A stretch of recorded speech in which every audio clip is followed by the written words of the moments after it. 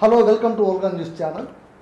ఎన్నికల వేళ ఏపీలో జరుగుతున్నటువంటి రాజకీయ పరిణామ క్రమాన్ని, పార్టీల బలాబలాలను, రాజకీయ సమీకరణలను కూలంకుషంగా మనతో వివరించడానికి రాజకీయ విశ్లేషకులు, సామాజిక విశ్లేషకులు నాగార్జున రెడ్డి గారు మనతో ఉన్నారు. ఆయనతో అనేక విషయాలు తెలుసుకుందాం. సార్ నమస్కారం. సార్ నమస్తే అండి. సార్, ఇప్పుడు ఏపీలోన రాజకీయ వేడి రాజుకుంటోంది. ఇంకా కొద్దిగా అంటే దాదాపు ఒక 5-6 రోజుల్లోనే భవితవ్యం తేలబోతోంది. ఈ సందర్భంలోన ఈసారి ఎన్నికల్లో ఏపీలోన పార్టీల బలాబలాలు ఏంటి, వాటి స్థితిగతులు ఏంటి, ఒక్కొక్కటిగా మనకు కాస్త చెప్పగలరా?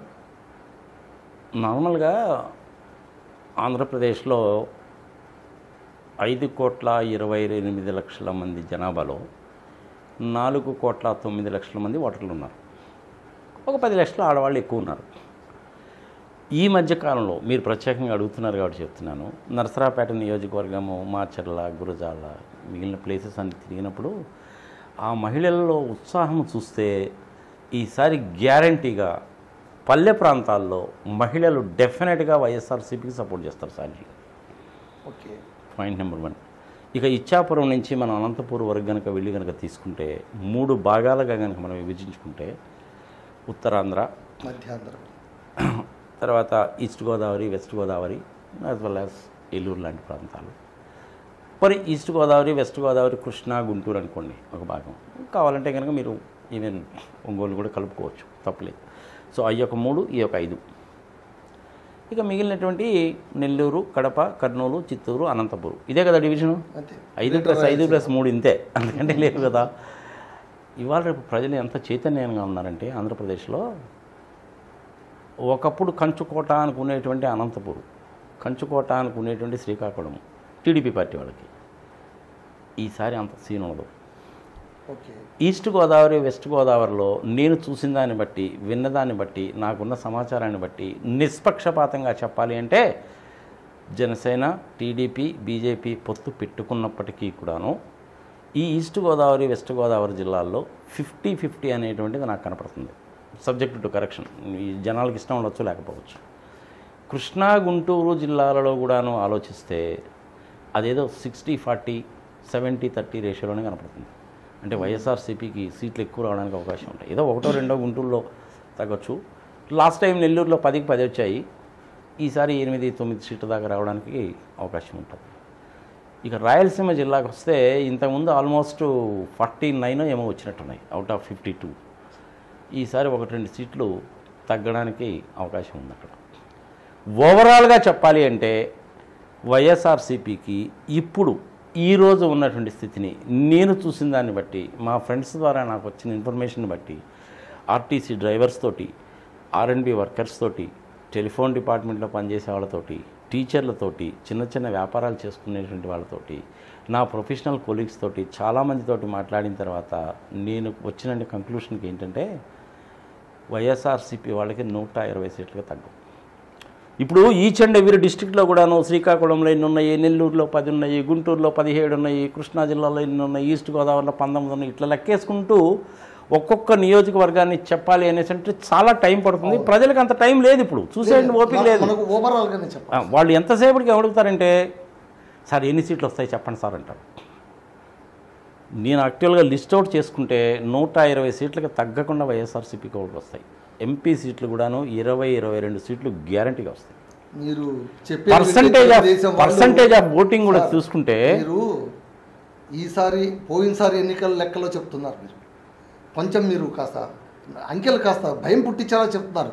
చంద్రబాబు నాయుడు, పవన్ కళ్యాణ్, బీజేపీ ఉద్దండులు వాళ్ళందరూ కలిసికట్టుగా అధికార పార్టీ పైన దండయాత్ర చేస్తున్న సమయంలో ఈ నంబర్ చూసి చెప్పడం ఏంటి సార్? మీరు అడగడంలో తప్పలేదు, దానికి లాజిక్ ఉంటుంది. ప్రజలు ఆంధ్రప్రదేశ్లో చాలా విఘ్నులండి.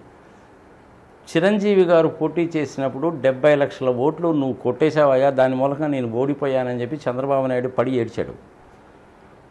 2014లోనేమో ఒప్పందం పెట్టుకున్నావు, 18లో బయటకు వచ్చి అమ్మనా బూతులు తిట్టావు. 2019 నుంచి మళ్ళీ బీజేపీ వాళ్ళతో కలవడానికి కాళ్ళు గడ్డలు పట్టుకొని బతినాడుతున్నావు. వాళ్ళకి ఇష్టం లేకపోయినా కానీ కలిశారు. కేవలం పవన్ కళ్యాణ్ మూలకంగానే గెలిచారు. అదే పనికి పోతున్నాడు. మనకి సీట్లు వచ్చేది లేదు, సచ్చేది లేదు, వాళ్ళు గెలిచేది లేదు, సచ్చేది లేదు. జగన్మోహన్ రెడ్డి మనకు ఫుల్గా సపోర్ట్ చేస్తాడు. వాళ్ళకు కూడా 2-3 ఎంపీ సీట్లు వచ్చినా మనకు సపోర్ట్ చేస్తారు. రాజ్యసభలో కూడా మనకు 11 మంది వైఎస్ఆర్సీపీ వాళ్ళు సపోర్ట్ చేస్తారు. ఇంకా మనకు బాధ ఏంటంటావు? వాళ్ళ సావేదో వాళ్ళు చేస్తారు. పోనీ గెలిచేది లేదు, సచ్చేది లేదు. రాజమండ్రిలో పురంధరేశ్వరి గారు గెలుస్తారనుకుంటారేంటి? I have my own doubts. గెలవడానికి అవకాశం లేదు.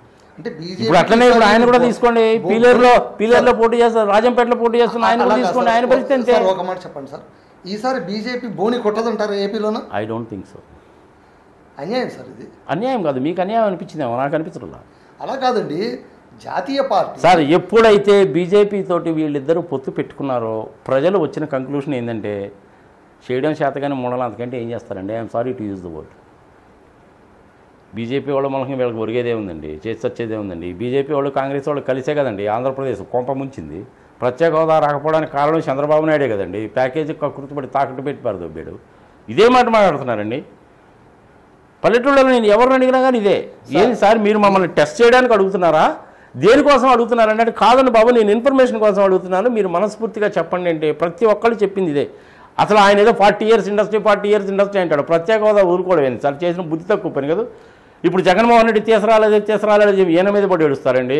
లోహం అనేటువంటిది వేడిగా ఉన్నప్పుడు దెబ్బ పడాలండి, ఆ మాత్రం తెలియదా? 40 years ఇండస్ట్రీకి నన్ను దబాయించడం ఉన్నారు సార్. మీరు అంటున్నారు, ఐఎమ్ సారీ టు మీకు ఆబ్జెక్ట్ చెప్పడానికి ఏంటంటే, చంద్రబాబు నాయుడు గారు ఇప్పుడు చెప్తున్న మాట, చంద్రబాబు నాయుడు గారే కాదు పవన్ కళ్యాణ్ గారు కానీ వీళ్ళందరూ చెప్తున్న మాట ఏంటంటే, వైఎస్ఆర్సీపీ అధికారంలో వచ్చాక సంక్షేమం పేరు చెప్పి ఆంధ్రప్రదేశ్ను వెనక్కు తీసుకెళ్ళిపోయారు.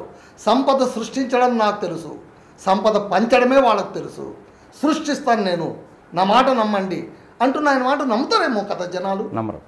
ఇవన్నీ కూడాను పెద్ద పెద్ద వర్డ్స్ అండి. కంప్యూటరైజేషన్, గ్లోబలైజేషన్, సంపద సృష్టిస్తాను, infrastructure development, software technology, hardware technology, రెండింటినీ కలిపినటువంటి ఇంటిగ్రేటెడ్ టెక్నాలజీ. పాడు పచ్చిపదుల పెండా కూడా చంద్రబాబు నాయుడికి సాఫ్ట్వేర్ గురించి హార్డ్వేర్ గురించి ఆయనకేం తెలుసు అండి? పవన్ కళ్యాణ్కి ఏమైనా తెలుసు?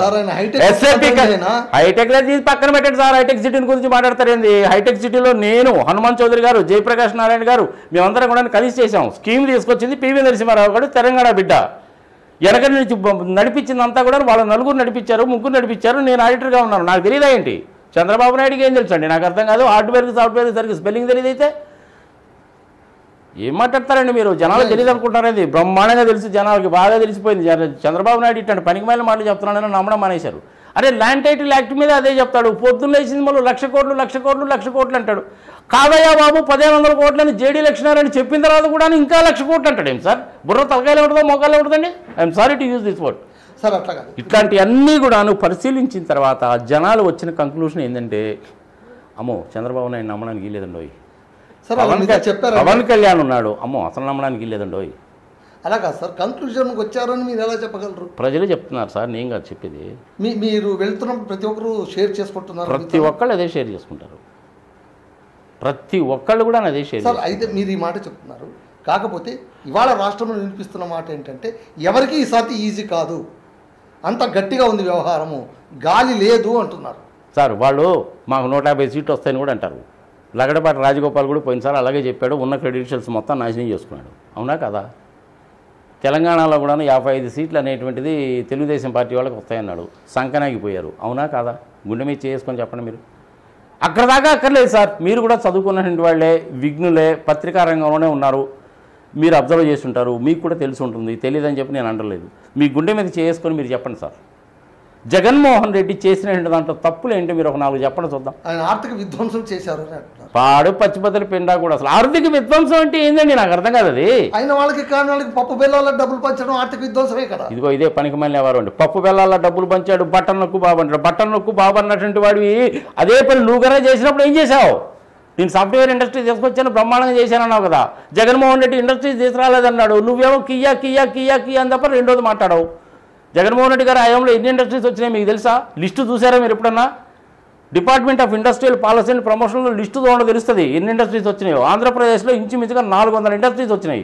16 లక్షల మందికి ఉద్యోగాలు వచ్చినాయని సెంట్రల్ గవర్నమెంట్ వాళ్ళే చెప్పారు, నేను చెప్పడం కాదు.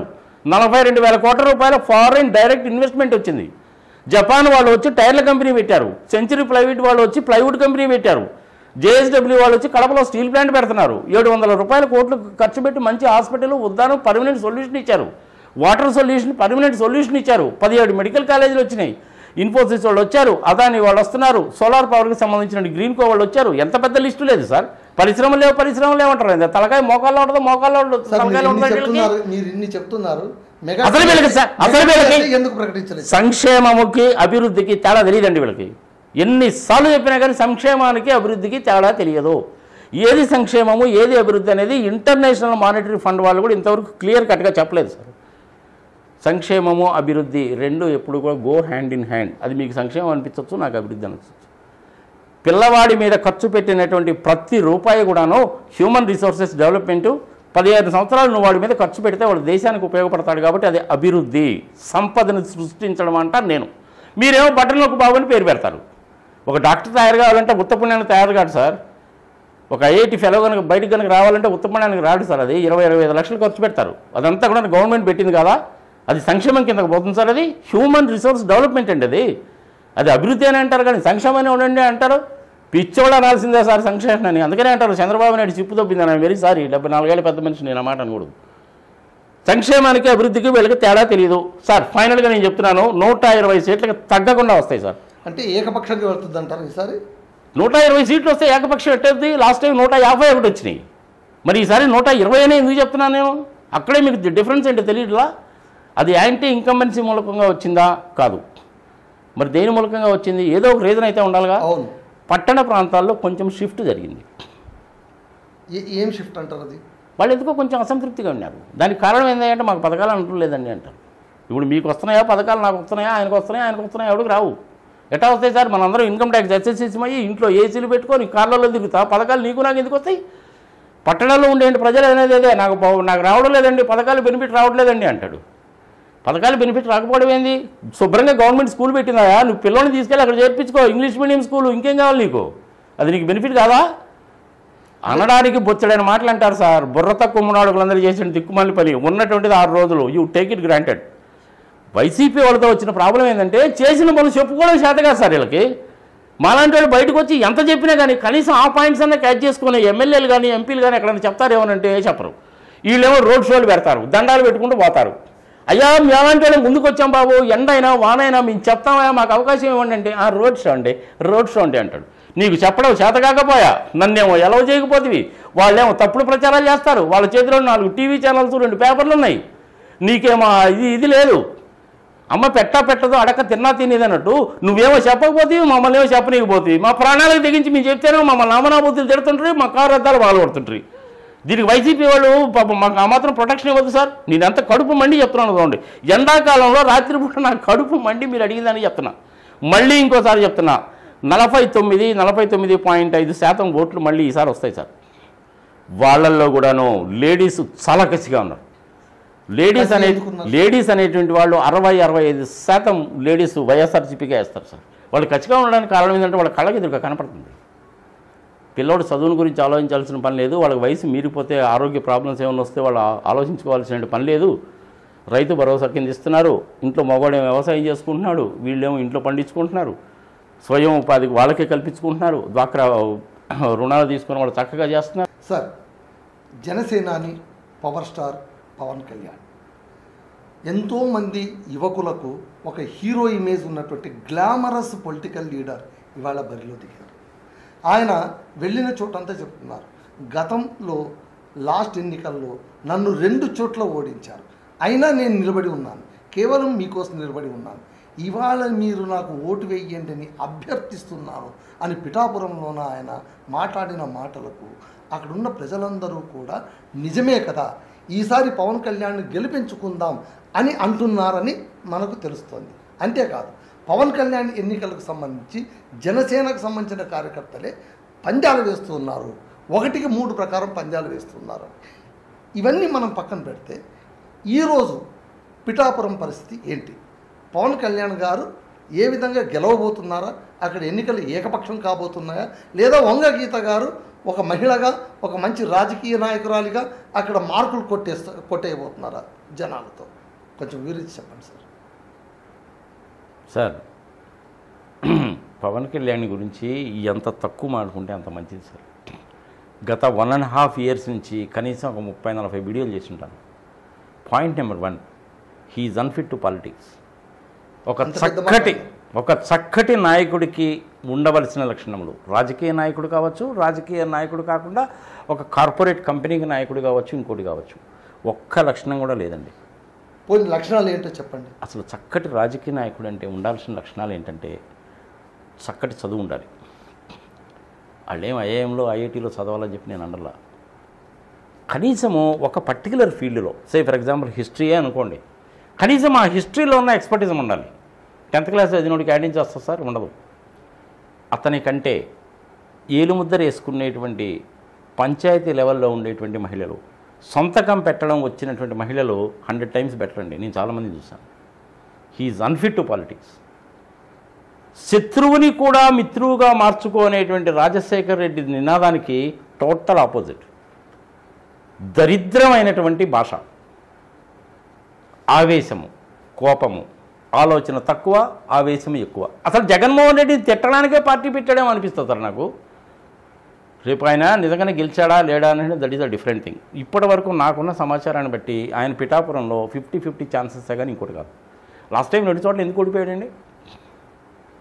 కామన్ మ్యాన్గా ఆలోచిద్దాం, నిష్పక్షపాతంగా ఆలోచిద్దాం. లాస్ట్ టైం ఎందుకు ఓడిపోయాడు? ప్రజలకి నమ్మకం లేదు. వీడు పాడు కానీ వీడు ఎప్పుడు ఎక్కడ ఉంటాడో ఏందో, వీడిని కానీ గెలిపించామంటే మన ఓటు దండగైపోద్దేమో, మళ్ళీ 5 ఏళ్ళకి కానీ రాళ్ళు, వీడు అక్కడికి కూడా పోయి చెగ్గా వేర్రా శిష్యుని అంటాడేమో, అమ్మనా బూతులు మాట్లాడతాడేమో, ఆ స్పీకర్ గారు కుర్చీ దగ్గరికి వెళ్ళి ఏమన్నా రాళ్ళు బోల్డ్ ఏమైనా ఇసిరేస్తాడేమో, పేపర్ వేటేమో ఇసిరేస్తాడేమో, నీ సంగతి ఏందో తెలుస్తా అంటాడేమో, కుర్చీ లాగుతాడేమో, భయం అనమాట జనాలకి. రాజకీయ నాయకుడు అనేటువంటి వాడు చదువుకున్నవాడై ఉండాలి, అవగాహన ఉన్నవాడై ఉండాలి, శత్రువుని కూడా మిత్రువుగా మార్చుకునేవాడై ఉండాలి, నిలుపు ఉండాలి, నిదానం ఉండాలి, ఓవరాల్ నాలెడ్జ్ ఉండాలి, జనరల్ నాలెడ్జ్ ఉండాలి, రాష్ట్రానికి సంబంధించి, దేశానికి సంబంధించి, ప్రపంచానికి సంబంధించిన విషయాలు తెలిసే విధంగా ఉండాలి, ఒక ఆదర్శప్రాయంగా ఉండాలి. అలాంటి లక్షణాలు ఏమైనా ఒకటి ఉన్నాయా? దేశంలో యువత ఉన్నారు, మీకు ఉద్యోగాలు కనుక కావాలంటే స్కిల్స్ని డెవలప్ చేసుకోవాలి. మీరు రాష్ట్ర ప్రభుత్వము స్కిల్ డెవలప్మెంట్ సెంటర్స్ పెట్టింది, వాటిని ఉపయోగించుకోండి అని ఎప్పుడైనా చెప్పాడండి? యువకులు ఒక్క నిమిషం ఆగండి. విశాఖ ప్రాంతానికి సంబంధించిన వైజాగ్ స్టీల్ ప్లాంట్ ఏదైతే ఉందో, గనులు కనుక ఇస్తే ప్రాఫిట్స్లో నడుస్తుంది. ఎప్పుడైనా చెప్పాడా? గోదావరిలో డయాఫ్రమ్ వాల్ దెబ్బతినడానికి చంద్రబాబు నాయుడు చేసిన దిక్కుమాలిన పని కారణం ఎప్పుడైనా అడిగాడా? బీజేపీతో చేతులు కలుపుకొని తిరుగుతున్నావే నువ్వు, ప్రత్యేక హోదాని గురించి నువ్వు ఎప్పుడైనా అడిగావా? జగన్మోహన్ రెడ్డి గారు మీరు ఒక మంచి ఇండస్ట్రియల్ పాలసీ తీసుకురండి, రాయితీలు కనుక ఇచ్చినట్లయితే బ్రహ్మాండంగా ఇండస్ట్రీస్ వస్తాయని నువ్వు ఎప్పుడైనా చెప్పావా? జగన్మోహన్ రెడ్డికి నువ్వు ఎప్పుడైనా చెప్పావా? చెప్పడం చేత కదా, భయమా? ఎంతసేపటికి పొద్దున్నేసింది మనకు తిట్టే పనేగా నీకు. నెగటివ్ థింకింగ్ ఉన్నటువంటి వాడు ఎప్పుడు కూడా నాశనం అయిపోతాడండి, సందేహమే లేదు అందులో. తిట్టడం మూలకంగా నీకేమొస్తుందా? నువ్వేం చేయదలుచుకున్నావో చెప్పు. ఆయన చేసిందంటూ తప్పేదని ఉంటే చెప్పు. నువ్వేం చేయదలుచుకున్నావో చెప్పవు. స్టేజీ మీదకి వచ్చేమో కళ్ళు దాగిన కోతిలో కుప్పి గంతులేస్తావు. ఏంది అసలు నీ పద్ధతి? సార్ 40 ఏళ్ళ నుంచి నేను రాజకీయం చూస్తున్నాను సార్. నేను 22 సంవత్సరాల వయసు అప్పుడు మిసెస్ గాంధీతోటి మాట్లాడాను, ఎల్కే అద్వానీ గారికి రాష్ట్ర విభజన గురించి మాట్లాడాను, శివరామకృష్ణ కమిటీతోటి కలిసి వర్క్ చేశాను, వాజ్పేయి గారు లాంటి వాళ్ళు నేషనల్ హైవేస్కి సంబంధించిన సందర్భంలో కూడా నేను యాక్ట్ చేశాను, మన్మోహన్ సింగ్ని పార్లమెంట్లోనే ఆయన రూమ్లోనే కూడా కలిసి మాట్లాడిన సందర్భాలు ఉన్నాయి. ఇంతమంది నాయకులు చూసిన తర్వాత పవన్ కళ్యాణ్ చూస్తే ఏమనిపిస్తుందంటే, ఏ పచ్చగా తీసే ఏం మాట్లాడుతుంది. That's all, it is as simple as that. ఆ లాంగ్వేజ్ ఏం లాంగ్వేజ్ సార్? దిక్కుమాలి లాంగ్వేజ్ అది. ఎవడన్నా మాట్లాడతాడండి అట్లా? భూమిలో పాతేస్తా, నరాలు పీకుతా, కాళ్ళు ఎరక్కొడతా అంటే ఏంది నీ ఉద్దేశం? విధ్వంసం సృష్టిద్దాం అనుకుంటావా ఏంది నువ్వు? మనిషిని ఒప్పించి మెప్పించి నీ లాజిక్ ఏదో చెప్పి నువ్వు వాళ్ళని ఒప్పించి నీ దారిలోకి తెచ్చుకో. ప్రజల్ని ఓటాడేదానికి పోయి కూడా మీరు నాకు ఓటేయకపోతే మీరు నాకు కోవట్లు అంటాడు ఏంటండి? నాకు అర్థం కాదు. నీకు ఓటేయకపోతే అవతల పనికి మాలను కోవట్టేనా? చంద్రబాబు నాయుడు కూడా అదే అన్నాడండి. నాకు విచిత్రమైన విషయం అది. లాస్ట్ టైం 2019లో ఓడిపోయినప్పుడు ఆంధ్రప్రదేశ్లో ఓటర్లకు బుద్ధి లేదంటాడు. ఆయన బుద్ధి లేదంటాడు. ఆ ఎన్ఆర్ఐకి సంబంధించిన ఎన్ఆర్ఐ ఆయన పేరు మర్చిపోయాను నేను, కోమటి, జయరాం కోమటి. ఒకప్పుడు నాకు క్లయింట్ అతనేమో డబ్బులు పంచండి ఓట్లు కొనండి అంటాడు, వెధవలు అంటాడు. ఏంది అసలు వీళ్ళు ఎవరో నాకు అర్థం కాదు. ఓటర్లు అంటే మీకు వెధవల్లాగా, ప్రజలంటే పనికి మాలినోళ్ళలాగా, దిక్కుమాలినోళ్ళగా కనపడుతున్నారండి. బుర్ర తలకాయలో ఉంటుందా మోకాల్లో ఉంటుందండి వీళ్ళకి? Pavan Kalyan, I'm very sorry to say, he is unfit to politics. ఒకవేళ ఆయన గెలిచినా కానీ రేపు అసెంబ్లీలో విధ్వంసాలే సృష్టిస్తాడు. ఎందుకంటే ఆయన ప్రసంగాలే అట్టున్నాయి. శాంతియుతంగా ఉండండి, చక్కగా వెళ్ళి ఓటు వేయండి, మీ ఇష్టం వచ్చిన వాటికి ఓటు వేయండి, నేను ఇది చేద్దాం అనుకుంటున్నాను, నాకు ఒక అవకాశం ఇవ్వండి, ఆవేశపడద్దు, కోపపడద్దు, తగాదలకు వెళ్ళొద్దు అని చెప్పాలి. ఆ మాట ఎక్కడ చెప్పడే మనిషి? నువ్వు ఓటు అడగడానికి వెళ్ళి ఓటర్లను తిడతావేంటి? నీకు బుర్ర తలకాయలో ఉందా, మోకాల్లో ఉందా? ఈ వైసీపీ వాళ్ళకేంటి చెప్పుకోవడం చేత కాదు. వీళ్ళతో వచ్చిన ప్రాబ్లం ఇది. వాళ్ళేమో అదే పనిగా అబద్ధాలు చెప్తుంటారు. వీళ్ళకేమో అబద్ధాలను ఖండించడానికి టైం సరిపోతుందో లేదో నాకు తెలియదు. పోనీ వీళ్ళు చేసింది ఏమైనా చెప్పుకుంటారని చెప్పుకోరు. మాట్లాడకండి సార్ పవన్ కళ్యాణ్ గురించి ఎందుకు, ఇది వేస్ట్ ఫెలో అది అంటాడు. ఆయన ఎమ్మెల్యే ఏంటి, పాడు పచ్చిబద్దలు ఏంటి సార్? ఏదో గోడని ఢీ కొట్టుకొని లోపలికి వెళ్తానంటాడు. ఏంది నువ్వు గోడని ఢీ కొట్టుకొని లాకండి, నువ్వేనా బుల్డోదరవా గోడని ఢీ కొట్టుకొని లోపలికి వెళ్ళడానికి? రాజ్యాంగం అంటే ఒకటి ఉంది. రాజ్యాంగంలో నిన్ను ప్రజలు ఓట్లేసి ఎన్నుకుంటారు. ప్రజలు ఓట్లు ఎట్టేయించుకోవాలి, వాళ్ళకి ఏం చెప్పి వేయించుకుంటావు నిర్ణయించుకో. నువ్వు జగన్మోహన్ రెడ్డి తిట్టడానికి నువ్వు పార్టీ పెట్టినట్టుంది, కానీ నువ్వు గెలిచి ఎమ్మెల్యే అసెంబ్లీలోకి వెళ్ళడానికి చేసినట్టు లేదు పని. దొందేనండి ఇద్దరిద్దరేను సార్. ఇప్పుడు ఈ మధ్య కాలంలోన ఒక 2-3 రోజుల నుంచి ఈ ల్యాండ్ టైటిలింగ్ యాక్ట్కి సంబంధించి చాలా గందరగోళం కనిపిస్తుంది వ్యవహారం. అంటే కూటమి వాళ్ళు చేస్తున్నటువంటి ప్రచారం, వైసీపీ వాళ్ళు ఇటువైపు నుంచి ఇస్తున్నటువంటి సమర్థన, ఈ రెండింటిని వింటూ ప్రజలు అవుతున్నటువంటి కన్ఫ్యూజన్, ఇదంతా పక్కన పెడితే తాజాగా వైసీపీ నాయకులు ఇచ్చిన ఫిర్యాదు మేరకు సిఐడి వాళ్ళు చంద్రబాబు నాయుడు గారిపైన, లోకేష్ గారిపైన కేసు కూడా నమోదు చేశారని తెలుస్తుంది. అసలు ఈ కేసు ఎప్పుడు నమోదు చేశారు అది కాస్త మాకు చెబుతూ, ఈ ల్యాండ్ టైటిలింగ్ యాక్ట్ ఎందుకు ఇంత గందరగోళంగా మారాల్సిన అవసరం వచ్చింది? కూటమి వాళ్ళు చెప్తున్నది నిజమా, వైసీపీ వాళ్ళు అంటున్నది నిజమా? ప్రజలకు ఏది లాభము ఏది నష్టము కొంచెం వివరించి చెప్పండి సార్. ఇంట్రెస్టింగ్ థింగ్, ఈ కూటమి వాళ్ళకి ఏమీ పని బాట లేక చంద్రబాబు నాయుడు గారు అల్జేరిస్ అనేటువంటిది ఉంది కాబట్టి అసలు సంగతిని మర్చిపోయి చదవడానికి ఓపిక లేక చేసేటువంటి నీచ నికృష్ట దరిద్ర దిక్కుమాలిన దౌర్భాగ్య పని తప్ప ఇంకోటి ఏదీ కాదు. అసలు ఈ ల్యాండ్ టైటిల్ యాక్ట్ అనేటువంటిది ఫస్ట్ ప్రపోజ్ చేసింది కేంద్ర ప్రభుత్వం. ఎప్పుడో బ్రిటిషర్స్ టైంలో ల్యాండ్ సర్వే చేశారు, తర్వాత మళ్ళీ ఇంతవరకు సర్వే చేయలేదు. ల్యాండ్ రికార్డ్స్ అంతా కూడా పర్ఫెక్ట్గా చేద్దాము. ఈ ల్యాండ్ వివాదాలకి సంబంధించినటువంటి కేసులు బాగా ఎక్కువైపోయాయి దేశవ్యాప్తంగా. ఎన్ని కేసులు ఉన్నాయో తెలుసా మీకు? దేశవ్యాప్తంగా ఇప్పటి వరకు ఇంచుమించుగా 5 కోట్ల కేసెస్ ఉన్నాయండి డిఫరెంట్ ప్లేసెస్లో. అది కింద కోర్టు కావచ్చు, senior civil judge, junior civil judge, డిస్ట్రిక్ట్లో, హైకోర్టులో, సుప్రీంకోర్టులో ఎన్ని ఉన్నాయి అనుకుంటున్నారు? 64 కేసులు ఉన్నాయి. 64,000 కేసులు పెండింగ్లో ఉన్నాయి. 5 కోట్ల కేసుల్లో ఇంచుమించుగా 60-65% ఆఫ్ కేసెస్ ఈ భూమికి సంబంధించిన తగాదలేనండి. ఈ దొంగ డాక్యుమెంట్లు గుట్టించడము, దొంగ సిగ్నేచర్లు పెట్టడము సంగతి సమాచారం అనమాట ఈ కేసెస్. అంటే మెజారిటీ ఆఫ్ ద పీపుల్ ఇబ్బంది పడుతున్నారుగా. దానికి ఒక పరిష్కార మార్గం తీసుకురావడానికి కేంద్ర ప్రభుత్వం తీసుకొచ్చినటువంటి విధానం అన్నమాట ఇది. దాన్ని నీతి ఆయోగ్ వాళ్ళకి అప్పచెప్తే వాళ్ళు దాన్ని తరోగా ఎంక్వైరీ చేసి ప్రతి రాష్ట్రము కూడాను మళ్ళీ రీసర్వే చేయవలసినదే అన్నారు. రాష్ట్ర ప్రభుత్వాలు ఛాయిస్కి వదిలేశారు. అది అప్పుడు బ్రిటిషర్స్ చేశారు, వాళ్ళు డబ్బులు ఖర్చు పెట్టుకొని చేశారు. ఇప్పుడు అది కాదు పరిస్థితి. మేము ఇది విధంగా చేద్దాం అనుకుంటున్నాను, మీ ఉద్దేశం ఏంది, ఇది డ్రాఫ్ట్ డాక్యుమెంట్ అని పంపించారు అందరికీ. ఆ రాష్ట్రంలో ఉండేటువంటి పరిస్థితులకు అనుగుణంగా వాళ్ళు ఏం చేశారంటే డ్రాఫ్ట్ తయారు చేశారు. ఆంధ్రప్రదేశ్ వాళ్ళు కూడా తయారు చేశారు. అది ఇంకా అసెంబ్లీలో పెట్టి డిస్కస్ చేసి ఎస్ఆర్ నో తేల్చి చేతులు ఎత్తి సంగతి సమాచారం చేయలేదు, చట్టరూపము దాల్చలేదు. అది ఇంకా ఈ చట్టరూపం అనేటువంటిది రేపు అసెంబ్లీ మళ్ళీ కొత్త ప్రభుత్వం వచ్చిన తర్వాత వస్తుంది. మీరు అడగచ్చు కొత్త ప్రభుత్వం ఎవరితో వస్తుందండి అని. డెఫినెట్గా జగన్మోహన్ రెడ్డి వస్తుంది. You take it granted. 120 సీట్లు తక్కువ వస్తాయి వాళ్ళకి. ఈవెన్ ఎంపీస్ వైపు నుంచి కూడా ఏం ప్రాబ్లం ఉండదు. అయితే ఏం చేశారంటే వీళ్ళు దుష్ప్రచారాలు, తప్పుడు ప్రచారాలు చేయడం మొదలుపెట్టారండి. ఈ యాక్ట్ యొక్క ప్రధానమైనటువంటి ఉద్దేశం ఏంటంటే, నీ భూమి ఏది, అది వంశపారంపర్యంగా వచ్చింది కావచ్చు, నువ్వు కొనుక్కున్నటువంటిది కావచ్చు, వేరే వాళ్ళు నీకు గిఫ్ట్ ఇచ్చింది కావచ్చు, నువ్వు వేరే వాళ్ళకి గిఫ్ట్ ఇచ్చింది కావచ్చు, మీ పిల్లలకు పంచిన ఆస్తి కావచ్చు, ధర్మాదాయ దేవాదాయ శాఖకి తిరుమల తిరుపతి దేవస్థానానికి ఇచ్చింది కావచ్చు, ఏదైనా కావచ్చు కదా. భూమి అనేటువంటిది భూమే. భారతదేశంలో మొత్తం కూడా మన భూ వైశాల్యం ఎంత అంటే 82 కోట్ల భూమి ఉంది మనకి. ఇందులో 45 కోట్ల ఎకరాల్లో మనం వ్యవసాయం చేస్తున్నాం. 60% మంది ప్రజలు ఈ వ్యవసాయం మీదనే ఆధారపడుతున్నారు. అంటే 45 కోట్ల ఎకరాల్లో మనం చేస్తున్నటువంటి వ్యవసాయానికి సంబంధించిన తగాదాలు ఒకవైపు, ఒక 23% ఫారెస్ట్ ల్యాండ్ ఉందనుకోండి, తీసేయండి. ఇది కాకుండా పట్టణ ప్రాంతాల్లో ఇల్లు కట్టుకున్నప్పుడు కూడా మనకు తగాదాలు వస్తుంటాయిగా. మరి పట్టణ ప్రాంతాల్లో ఎంతవరకు ఉంది భారతదేశంలో అంటే ఉన్నటువంటి భూభాగంలో ఇంచుమించుగా 12% మన పట్టణాలు గ్రామాలు ఉన్నాయి. అక్కడ కూడా భూమి మీద తగాదాలు వస్తాయిగా మీకు.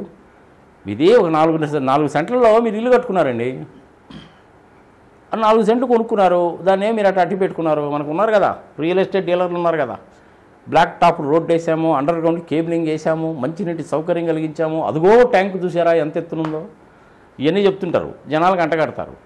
అది పాపం వాడు ఎవడో చెప్పాడు కదా అని మనం కొనుక్కుంటాం, అల్టిమేట్గా అది లిటిగేషన్ ల్యాండ్ అయి ఉంటుంది. మరి అట్లాంటప్పుడు ప్రజలు ఇబ్బంది పడతారు కదా. అందుకని ఏం చేశారంటే ఈ ల్యాండ్ టైటిల్ యాక్ట్ అనేటువంటి దాన్ని తీసుకొచ్చారు. దాన్ని చంద్రబాబు నాయుడు సరిగా చదువుకోకుండా, దాని మీద అవగాహన లేకుండా, అది ఇంకా చట్టం కాకముందే గోల్ చేయడం మొదలుపెట్టారు. ఏంటది? చంద్రబాబు నాయుడు గారు జగన్మోహన్ రెడ్డి మీ భూములు లాగేసుకుంటా అంట, అవన్నీ తీసుకెళ్ళి బ్యాంకులో తాకట్టు పెడతాడంట, అప్పులు చేస్తాడంట అన్నారు. మీ భూమి మీదే, మీ భూమి మీద సర్వ హక్కులు మీకే ఉంటాయి ఈ చట్ట ప్రకారం కూడా. ఒకసారి చట్టం చదువుకోవాలండి, డెఫినేషన్ చదువుకోవద్దు. చట్టాలు ఎలా ఉంటాయంటే this act is applicable to the state of Andhra Pradesh from so date as notified in the official gazette అని ఉంటుంది. అది ఫస్ట్ సెక్షను.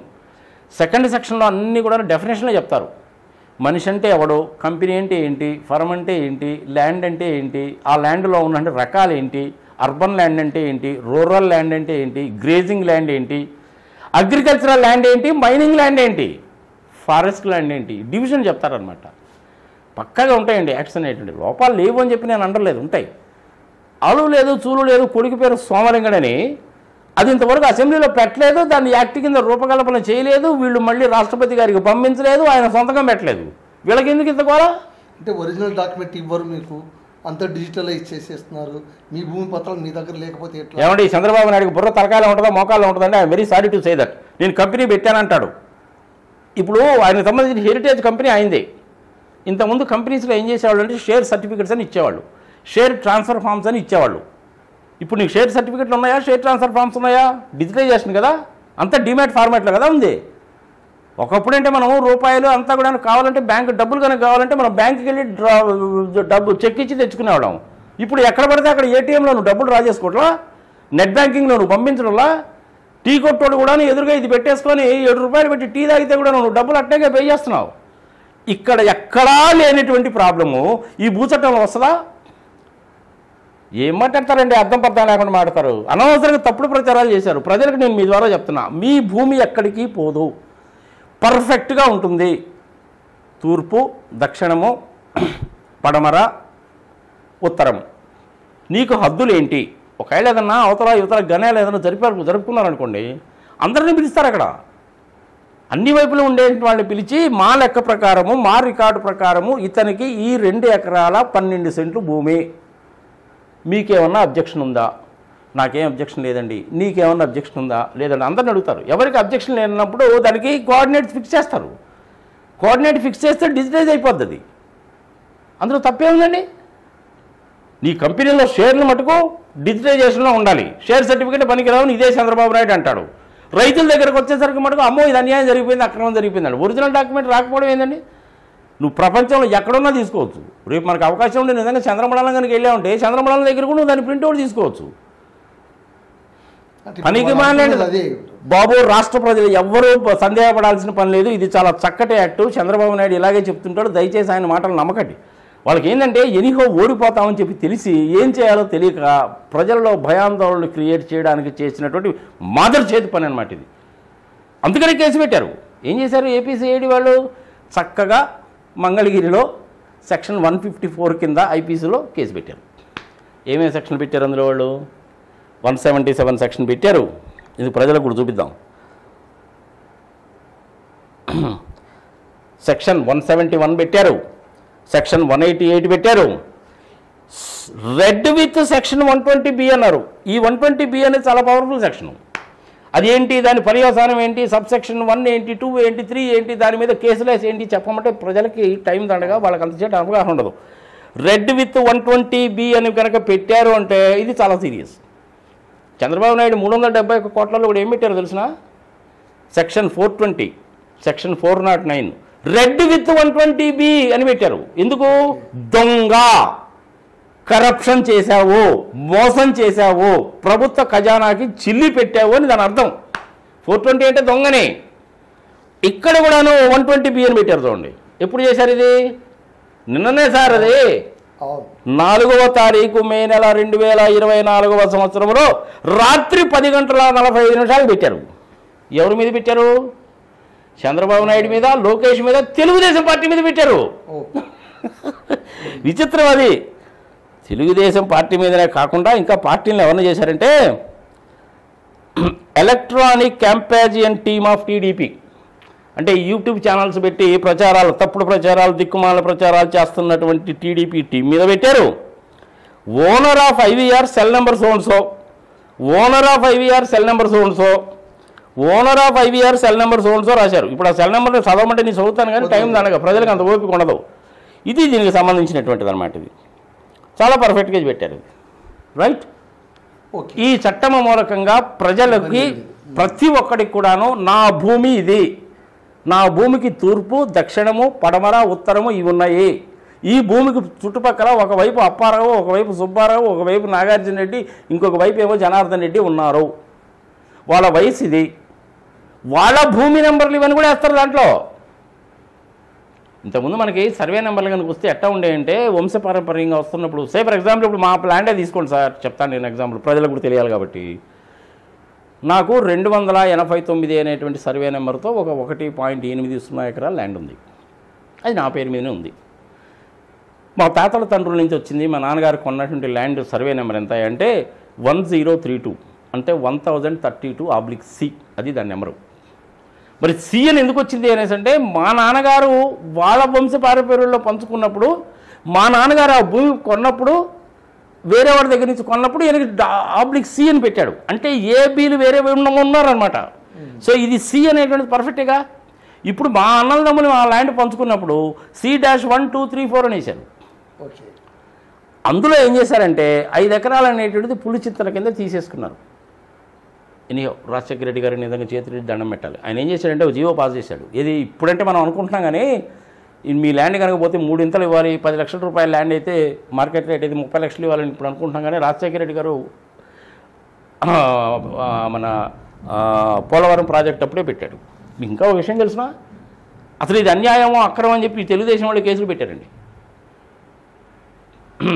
ఆమె సుమాలి పాతకో ఏదో ఉండాలి, చాలా పెద్ద యాజిటేషన్స్ అవి చేస్తుంటుంది ఆమె. ఆమె వచ్చింది ఒకసారి. రాజశేఖర రెడ్డి గారు ఏం చెప్పారంటే, ఆమె వస్తుందంట కదా పాతకు, ఒకసారి ఆమెకి మనం ఏం చేస్తున్నామో చెప్పండి అంటే, sir government rate ₹1,00,000, market rate ఏమో 5 లక్షలు ఉంది, మేము 15 లక్షలు ఇచ్చి భూమి తీసుకుంటున్నాం, ఇందులో తప్పేముందో చెప్పండి అని ఒకటే ఒక క్వశ్చన్ అడిగారట. ఏమీ తప్పులేదండి, ఇట్టగానే చేస్తే ఎవరికి ప్రాబ్లం ఉండదండి, సైట్ దగ్గరికి వెళ్ళి విజిట్ కూడా చేయకుండా వెళ్ళిపోయిందండి ఆమె. ఇది వాస్తవం. ఇది నీకు ఎట్ట తెలుసా ఎంత గట్టిగా చెప్తున్నాను అనుకుంటారేమో. నేను స్వామియాదులు గారు కలిసి ఈ విషయం మీద వర్క్ చేశాం కాబట్టి మాకు తెలుసు. సరే అఫ్కోర్స్ పాప స్వామియాదులు గారు ఇప్పుడు లేరనుకోండి, సరిపోయారు. అట్లనే ఈ నా భూమి హద్దు అనేటువంటి నాది ఉంది. ఇప్పుడు ఏం చేస్తారు, కొత్తగా వచ్చిన చట్ట ప్రకారము 280 సర్వే నెంబర్లో ఉన్నటువంటి భూమి ప్లస్ ఈ 1032/Cలో ఉన్నటువంటి మిగిలిపోయినటువంటి భూమి, అంటే ఇంకొక 1.5 ఎకరం మిగిలిపోయింది. ఆ మిగిలిపోయినటువంటి భూమి ఏదైతే ఉందో దానికి నేను పట్టాదారుణ్ణి, మ్యుటేషన్ చేస్తారనమాట. అది నీవు దీనికి పట్టాదారుడిని మ్యుటేషన్ చేస్తారు, దాన్ని మ్యుటేషన్ అంటారు. దాన్ని ఆ మ్యుటేషన్ చేస్తారు. కానీ మన జనాలు ఏం చేశారో తెలుసా, అమరావతిలో అసైన్మెంట్ ల్యాండ్స్ కొని డీమ్డ్ మ్యుటేషన్ అని పెట్టుకున్నారు. నాకు తెలిసినంతలో చట్టంలో ఎక్కడ డీమ్డ్ మ్యుటేషన్ లేదండి. మ్యుటేషన్ ఉంది కానీ డీమ్డ్ మ్యుటేషన్ అనేది లేదు. ఇట్లాంటి మాదర్ చేతి పనులన్నీ చేస్తారు. ఇప్పుడు వాళ్ళ భయం ఏంటి అంటే, అది 20,000 ఎకరాల అసైన్మెంట్ ల్యాండు, వాళ్ళకి 4 లక్షలు 5 లక్షలు ఇచ్చి డబ్బులు ఇచ్చి కొనుక్కున్నారు. రాష్ట్ర వ్యాప్తంగా కూడా అట్లాంటి మాదర్ చేతి పనులు చాలా చేశారు. అవన్నీ సబ్ రిజిస్ట్రార్ ఆఫీసులో రిజిస్ట్రేషన్ అయి ఉన్నాయి. గవర్నమెంట్ లెక్కల్లోనేమో అది అసైన్మెంట్ ల్యాండ్, అది అంటే గవర్నమెంట్ ల్యాండ్. అది వీళ్ళకేమో డబ్బులు ఇచ్చారు, ఏదో 100 రూపాయల స్టాంప్ పేపర్ మీద వాళ్ళు వీళ్ళకి అమ్మినట్టు రాయించుకున్నారు. అవన్నీ చెల్లవు, కోర్టుకు వెళ్తే. ఆ భూములకు సంబంధించిన వ్యవహారాలన్నీ ఇప్పుడు బయటకు వస్తాయి. గవర్నమెంట్ రికార్డు ప్రకారము వాడిదేది. వాడు ఎవరికి అమ్మాడు, XYZకి అమ్మాడు. అది సబ్ రిజిస్ట్రార్ ఆఫీసులో రికార్డ్ అయింది. ఇది తప్ప కరెక్ట్ అనేటువంటిది ఇప్పుడు ఈ చట్టం వాళ్ళకి తెలిసిపోద్ది. వాళ్ళ భయం అది. అట్లాంటివి ఎన్ని ఉన్నాయి, బుగ్గన రాజేంద్రనాథ్ గారే అసెంబ్లీలో చెప్పాడండి 4,080 ఎకరాలని. Okay sir. అలాంటి లొసుకులన్నీ బయటకు వస్తాయన్న ఉద్దేశంతో వీళ్ళు చెప్తున్నారు. ఆంధ్రప్రదేశ్లో ప్రతి ఒక్కడికి చేతులు ఎత్తి దండం పెట్టి చెప్తున్నాను, ఇది మంచి యాక్ట్, అది మీకు చాలా బెనిఫిట్ చేస్తుంది. వాళ్ళు అక్రమంగా ఆక్యుపై చేసినటువంటి వాటి నుంచి తప్పించుకోవడానికి కోసం అని చెప్పి ఇది చేస్తున్నారు. మీ భూమి మీ పేరు మీదనే ఉంటుంది. జగన్మోహన్ రెడ్డి తీసుకొని దాన్ని బ్యాంకులో తాకట్టు పెట్టి అప్పు తేడు. అంత చేటు అప్పులు తేవాల్సిన పని కూడా జగన్మోహన్ రెడ్డికి లేదు. ఈ దరిద్రం ఉన్నాడుగులు 16 లక్షల కోట్లు 12 లక్షల కోట్లని ఒక 6 నెలలకు 2,000 కోట్లు పెంచుతూ ఉంటారు. యాక్చువల్గా అప్పు ఎంత అంటే 31 మార్చి 2023కి 4,42,442 కోట్లు. ఇది నేను చెప్తున్నది కాదు, పార్లమెంట్లో అడిగిన క్వశ్చన్కి చెప్పిన సమాధానం. దానికి ఇప్పుడు ఇంకొక 20,000 30,000 యాడ్ చేసుకుంటే మహా అయితే ఎంత ఉంటుందంటే, నేను యాక్చువల్గా అడిగాను department of finance government of Andhra Pradesh అండి, మేము ఆ లెక్కలు చేస్తున్నాం సార్, కరెక్ట్ ఫిగర్ తెలియదు అన్నారు నాకు. మేబీ ఇంకొక 30 లక్షలు పెరిగింది అనుకోండి, ఎంత అవుతుంది అప్పుడు మీకు 4,72,000 కోట్లు అవుతాయి, అంతకంటే ఎక్కువ కాదు. Okay sir. వీళ్ళు చేసిన తప్పుడు పనులు బయటపడతాయని చెప్పి ఆ చట్టం వద్దంటున్నారండి. It's a beautiful act sir అది. ఓకే. నేను కూడాను యాక్ట్ అంతా చదవలేదు కానీ కొంతవరకు మనకు చదివాను. డ్రాఫ్ట్ అది. Okay sir. డ్రాఫ్ట్ కన్నా యాక్ట్ తేడా ఉంటుందండి. ముందు ఎప్పుడు కూడా డ్రాఫ్టే ఉంటుంది. మాలాంటి వాళ్ళు ఏం చేస్తామంటే డ్రాఫ్ట్లన్నీ చదువుతాం, చదివి మా సజెషన్స్ ఏమైనా ఉంటే కూడా చేస్తాం, దాన్ని కన్సిడర్ చేస్తారు. లాయర్లు అందరూ కూడా వెరిఫై చేస్తారు. ఎక్స్టర్నల్ బాడీస్ వాళ్ళకు కూడా ఇచ్చి వెరిఫై చేసి మళ్ళీ అందులో చెప్పమంటారు. ఏ డెలాయిట్ KPMG లాంటి వాళ్ళకి ఇచ్చి చూసి చెప్పమంటారు. వాళ్ళు చెప్పిన తర్వాత సవరణలన్నీ చేస్తారు. సవరణలన్నీ చేసిన తర్వాత అసెంబ్లీలో పెడతారు, డిస్కస్ చేస్తారు. దాని మీద డిస్కస్ చేసిన తర్వాత బిల్లు పాస్ చేస్తారు. పాస్ చేసిన బిల్లుని రాష్ట్రపతి గారికి పంపించాలి. అది ఒక 3-4 నెలలు పడుతుంది ఆ సంతకం పెట్టి మళ్ళీ తిరిగి రావడానికి. అప్పుడు మన ఆంధ్రప్రదేశ్ అఫీషియల్ గజెట్లో పబ్లిష్ చేస్తారు దాన్ని. ఈ చట్టం మూలకంగా ఏమవుతుందంటే, నీకు ఏదన్నా ప్రాబ్లం కనుకున్నట్టయితే కలెక్టర్ గారే సాల్వ్ చేస్తాడు, నువ్వు కోర్టుకు వెళ్ళే పని లేదు. ఇప్పుడు కోర్టుకు వెళ్తే ఏమవుతుందండి, 20-30 ఏళ్ళు పడుతుంది సాల్వ్ కావడానికి. నా కరీంనగర్లో ఒక క్లయింట్ చచ్చిపోయిన తర్వాత జడ్జిమెంట్ వచ్చింది. కాలువే గినాల దగ్గర తగాలండి, అది ప్రాక్టికల్ ఇష్యూ చెప్తున్నాను నేను. చక్కటి చట్టము ఇంకా చట్టరూపము దాల్చలేదు. మీ భూమి మీకే ఉంటుంది, ఎటువంటి భయాలు పెట్టుకోకండి, తప్పుడు మాటలు వినకండి. Okay, thank you.